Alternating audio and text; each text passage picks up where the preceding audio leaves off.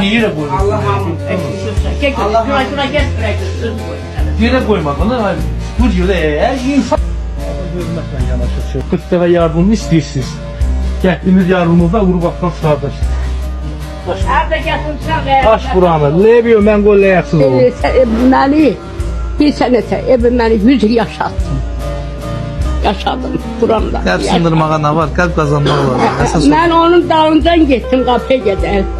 Orada görküzdü. Dedim aynı onun karşıda dedi yok. Qapının ağzına qədər mən onu yola saldım. Orada görküzdü. Şey de bildiler. Her şey bu çöreğe üst olmuştu. Ay sonra Bu çöreğden karnımızda da var. Senden çöreği kesin. herkes.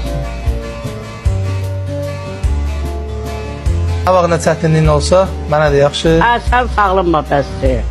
Sağlam İlk dəfə də apardığım yardımdan bitkə yeyirəm. 100 200 100 Hani neyse.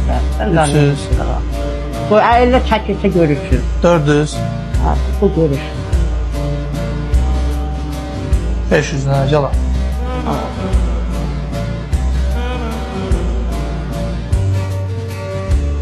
Hadi burada var. Sağ ol. Sağ ol kurban oğlum be.